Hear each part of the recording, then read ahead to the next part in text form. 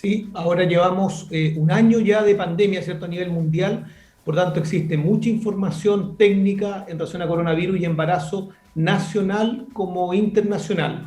De los grandes conceptos que uno debiese manejar para poder después meternos en el tema de la vacuna, Mm. hoy día se conoce exactamente cómo se comporta el COVID con las embarazadas. Y es importante que las embarazadas sepan que cuando uno compara mujeres de mismas edades, embarazadas versus no embarazadas, el COVID es más severo en las embarazadas. Mm. Las personas que están embarazadas y se infectan tienen más riesgo primero de hospitalizarse, tienen más riesgo de requerir una unidad de cuidados intensivos, tienen más riesgo de requerir ventilación mecánica, por tanto de cuadros mucho más severos.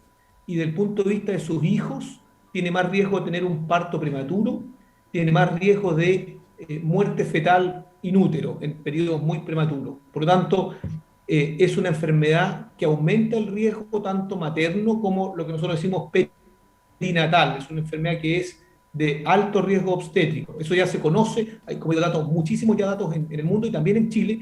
En Chile nosotros participamos como Hospital Hernán Enrique Aravena de un estudio que se hace multicéntrico, que se llama Gesta COVID, que tiene 1.300 embarazadas ya evaluadas y tabuladas, y estos datos que están reportados en el extranjero se comportan exactamente igual acá. Por lo tanto, tenemos una alta preocupación por esa patología. Doctor, quisiera preguntarle sobre un punto que usted comenta. ¿Qué consecuencia tiene este comportamiento más agresivo del COVID-19 en el feto directamente? ¿Alguna secuela, por ejemplo, que vaya a sufrir luego ya el niño nacido?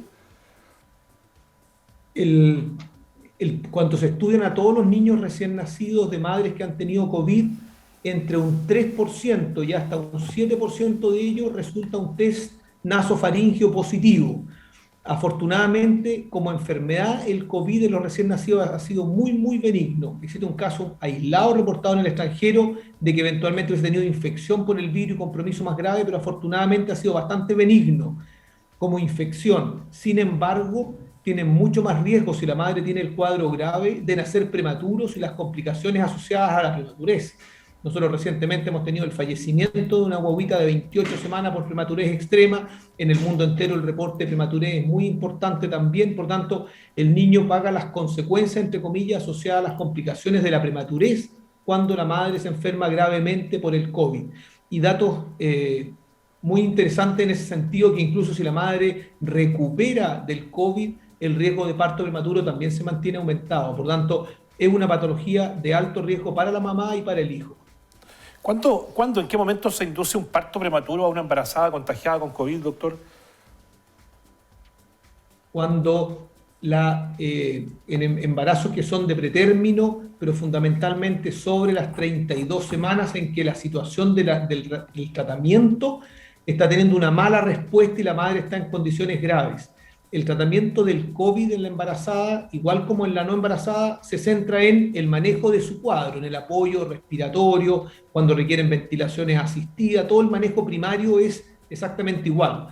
En algunas de esas embarazadas que son de pretérmino todavía, pero embarazos más avanzados, si la madre está gravemente enferma, no respondiendo a las terapias y con riesgo de falta de oxígeno en ella y también en su bebé, en muchas ocasiones hay que sacar al niño sobre 32 semanas y tener que llevarlo a la unidad de cuidado intensivo neonatal, etcétera. Hay pacientes con prematuros incluso más extremos, en riesgo de alto riesgo de fallecer la mamá, que también se le ha interrumpido y tienen estos niños las complicaciones de prematurez. En nuestro caso, por ejemplo, en una paciente con 28 semanas que también tuvo que nacer y ese niño tuvo todas las complicaciones asociadas a ser tan prematuro. Bueno, analizados entonces, doctora Barzúa, analizar la realidad un poco a un año de esta pandemia, de los niveles de contagio en embarazada y los riesgos que tiene además una embarazada, y no solo la mamá, sino también el feto y eventualmente la futura guagua, digamos, ¿no? ¿Qué cambió de un tiempo a esta parte, doctor, considerando que las embarazadas inicialmente no estaban en los grupos objetivos de vacunación ni tampoco grupos de riesgo? Recién ya lo comentaba usted, esta semana se amplió, digamos, la vacunación a las embarazadas. ¿Podríamos hablar de alguna manera de discriminación positiva para este grupo? Sí, desde el punto de vista de medicina perinatal, desde que se inició la pandemia siempre hubo una alerta y por eso que, entre otras muchas iniciativas, esta que nosotros participamos como Temuco de Gesta COVID, han estado en alerta en el mundo entero en el impacto de las embarazadas, porque conocíamos la realidad de la epidemia de influenza, ¿cierto? La H1N1, y ya se conocían los brotes de SARS y MERS que mostraban que los riesgos para embarazar eran muy altos. Y en influenza también se vio mayor riesgo en la mamá de todas estas complicaciones graves de la UCI, mayor riesgo de mortalidad materna y las complicaciones de prematurez. Así que estábamos muy en alerta. Pero lo que hizo insistir desde el punto de vista de las autoridades como medicina perinatal en incluirla en la vacunación es que se pudieron a lo largo del año identificar los grupos de riesgo en embarazadas y que ellas efectivamente teníamos complicaciones más grandes. Y lo que se está reportando en Europa y Estados Unidos, y lo estamos viviendo nosotros en directo acá, que esta, entre comillas, segunda ola ha tenido cuadros mucho más graves, más severos. Nosotros tenemos hoy día una cantidad de embarazadas mucho más alta hospitalizadas que en el año pasado. Tenemos pacientes mucho más graves y lo hemos compartido y lo hemos analizado con los otros grupos en el resto del país. Recientemente hicimos una evaluación del primer mes de todo el mes de marzo y la mitad de abril con la cantidad de pacientes hospitalizadas en unidades de cuidado intensivo y de ellas el 60% estaba con ventilación asistida en un dato que recogimos de 21 hospitales del país, tanto de Santiago como de fuera. O sea, esta agresividad en el cuadro de enfermedad, como también se está viendo en otros jóvenes, hombres y mujeres no embarazados, se está comportando así en nuestras mujeres también. Entonces estábamos altamente preocupados de poder incorporar a las embarazadas en la vacunación. Nosotros entendemos que en condiciones de pandemia hay que tomar decisiones de pandemia. Jamás habríamos planteado incluir rápidamente a las embarazadas en vacunación en un estado de una enfermedad sin este impacto. Habríamos esperado todas las evidencias de todas las cosas rigurosas que se demoran años en incorporar vacunas en embarazadas, pero nuestra situación actual en el país es diferente a lo que vivimos el año pasado y tenemos pacientes de mucha gravedad, muchas hospitalizadas en el país completo y la realidad, o sea, desde el punto de vista obstétrico no cabía ninguna duda que era de emergencia poder incorporarla y afortunadamente fue la noticia que tuvimos esta semana. Fantástico, doctor. ¿Qué vacuna se está inoculando a las embarazadas o cuál es la recomendable al menos, doctor? De nuevo, tratando de ser lo más rígido, más rigurosos en los datos científicos, salió recientemente publicado en una revista de alto impacto científico en el New England, una cohorte de 35.000 embarazadas de Estados Unidos ya vacunadas, y en ellas se vacunaron con las que son con RNA mensajero, ¿cierto? Como desde el punto de vista práctico para nuestro país, de la Pfizer. Esa es la publicación. Esa publicación mostró que el pronóstico del embarazo en esas 35.000 embarazadas era equivalente a la población general, es decir, 9% de partos prematuros, similar a lo que tenemos en Chile, 2% de niños con malformaciones, igual a lo que tiene cualquier embarazada no vacunada, por lo tanto, un comportamiento similar a la población general, es decir, la vacuna en esa cohorte al menos publicada no cambiaba, no empeoraba el pronóstico, y por eso es que en los datos actuales el Ministerio propuso que sea con esa vacunación. Hoy día se están acumulando lentamente más datos también con las que son con virus, como la que está, la CoronaVac, por ejemplo. Entonces, probablemente en un corto o mediano plazo también van a haber datos para poder ver si se puede incorporar esa vacuna. Pero hoy día, para esta semana, tiene que ser con RNA. Bueno, a propósito de la vacuna Pfizer de BioNTech, doctor, se confirmó hoy, entiendo que apareció la información que se necesitará una tercera dosis de la vacuna contra el coronavirus. ¿Esta tercera dosis se aplicaría también a las embarazadas? Es que eso va a depender de si finalmente va a ser un estándar asumido ya desde el punto de vista ministerial. Si eso se anunció oficialmente hoy día, estoy en desconocimiento. Hasta anoche, a medianoche, no había información al respecto. Y eso va a depender de la decisión de opinión pública, porque el esquema de vacunación en embarazo sin embarazo es similar. Por lo tanto, si es que hay modificaciones al respecto, ciertamente van a tener que incluirse también las embarazadas. ¿Cómo reacciona la vacuna en embarazadas, doctor, frente a estas variantes que está presentando el COVID, que no son pocas, ¿no?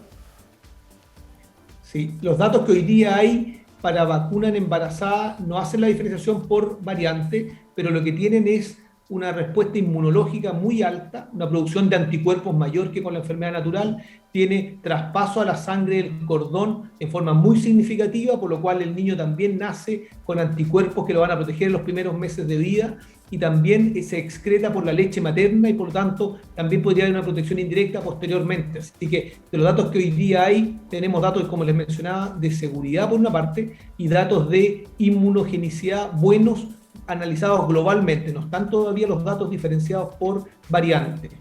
Otra cosa importante es que uno debiese tener presente es que el Reino Unido, Inglaterra, la semana pasada ya sugirió también avanzar a la inmunización de las embarazadas. Por lo tanto, no es que Chile quiera saltarse todos los protocolos. Hay centros, hay países en el mundo que todavía no las incorporan, esperando aún más información, pero hay países como Estados Unidos, con esto que yo les mencionaba, Inglaterra, que tiene una salud pública de muy alto nivel, desde la semana pasada también las incorporó por la misma experiencia que yo les menciono, una enfermedad mucho más grave en embarazada y con una segunda ola más agresiva que la primera, y por lo tanto dieron ese paso en adelante. Así que estamos empezando a formar parte de decisiones que son compartidas por algunos otros centros también, entendiendo que estamos en una situación, entre comillas, de guerra, y por lo tanto tomando decisiones que no podemos esperar todos los estándares lentos que avanzan para ingresar vacunas en embarazadas en otras patologías con los años. ¿Desde qué semana y hasta qué semana es recomendable la vacuna o la inoculación de COVID, de vacuna COVID para las embarazadas, doctor?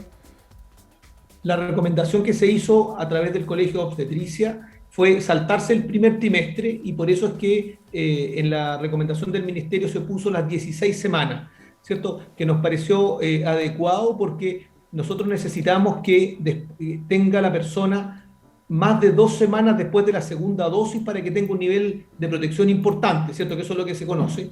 Y los cuadros más graves que estamos viendo a lo largo del país, también lo discutimos a nivel nacional, son sobre las 24 semanas. Entonces, si parten a las 16, 18 semanas, pudiéramos estar con un nivel de protección adecuado para cuando llegan ese periodo que hemos visto los cuadros más graves, 26, 28, 30 semanas. Así que eso sería adecuado. Ahora que está recién partiendo, debiesen las pacientes acceder independiente de la edad gestacional. Son las pacientes que están con embarazos más avanzados también empezar a vacunarse, y ahí el Ministerio ordenó partir. Se nos quedó congelado. Las hipertensas. Ahí sí. Sí, recuperamos la comunicación, doctor. Tuvimos una pequeña interrupción, pero estamos de nuevo al aire. Excelente. Entonces, yo le decía que sobre las 16 semanas ya se pueden vacunar, pero las personas que están con edades gestacionales más avanzadas deben hacerlo prontamente, independiente de la edad. Estamos conversando en Araucanía 360 con el doctor Fernando Abarzúa, ginecobstetra del hospital doctor Hernán Enríquez Aravena. Fíjense que 2 preguntas y con esto cierro. Y una tiene que ver con la mirada científica para descartar ciertos mitos que se tejen en torno a las vacunas, independientes del grupo objetivo para el que están destinadas. Nos pregunta Gonzalo Eduardo Valenzuela en Facebook, doctor Abarzúa, preguntarle al doctor qué pasa con la vacuna Pfizer o AstraZeneca, que dicen que las mujeres pueden producir cáncer de mama, si es que el doctor sabe algo al respecto. Es que no, nada estudiado o demostrado. Estas vacunas tienen un año de exposición en el mundo, por lo tanto, asociar causalidad con una enfermedad oncológica a una cosa que lleva menos de un año de evolución sería poco entendible. Así que hay que tener ojo con la evidencia científica de las cosas que se estén publicando, porque hay que ser súper riguroso en que se demuestre causalidad y no asociaciones necesariamente, porque cuando uno vacuna a miles de personas o millones de personas en el mundo, van a aparecer diagnósticos de enfermedades en paralelo con eso y que no necesariamente se relacionan con causalidad. Y ahí, retomando esa pregunta, con lo que yo le mencionaba del embarazo, cuando le dije la experiencia publicada en embarazada, un 9% tiene parto prematuro, un 2% de los niños tienen malformaciones, pero eso no asociado a causalidad de la vacuna, que es el mismo porcentaje de riesgo que puede ocurrir en una población general habitual de embarazadas. Y eso es importante saberlo, porque en esa información, hoy día nosotros vacunamos a miles de embarazadas, algunas de ellas también vamos a detectar alguna malformación, algunas de ellas también vamos a tener un parto prematuro, pero de la evidencia que hoy día se dispone, ese riesgo no se vio aumentado por la vacuna, sino que es equivalente a cualquier mujer que se embaraza. Y por eso recojo esto del cáncer de mama. Si una persona se puede vacunar y al mes siguiente diagnosticarle un cáncer de mama, que era la pregunta, y eso no necesariamente se asocia con causalidad. Por eso que dudaría que haya algo demostrado al respecto si las vacunas llevan un año de uso en el mundo. Precisamente por eso le hice la pregunta, doctor, para poder ir derribando mitos que desde el punto de vista de la ciencia no tienen ningún asidero. Quiero agradecerle al doctor Abarzúa, recordarle a las mujeres embarazadas, doctor, a las mamitas que están embarazadas, que deben, independiente de la vacuna, ¿no? Que por cierto deben vacunarse, las que están en grupos de riesgo y de acuerdo al tiempo de embarazo que tengan. Recordarles que las medidas de autocuidado se mantienen si está vacunada o no. El lavado frecuente de manos, mascarilla y distanciamiento físico, doctor. Muchísimas gracias por su tiempo y por responder nuestras preguntas aquí en la Araucanía 360. Encantado y muchas gracias por darnos esta oportunidad porque tenemos que difundir esta información muy rápido porque el embarazo no espera y sigue avanzando y estamos muy preocupados por la complejidad que tenemos en el hospital, muchas embarazadas con cuadros graves, así que ciertamente hay que actuar rápido. A su servicio, doctor, cuando ustedes lo estimen conveniente. Muchas gracias, un abrazo. Chao, gracias.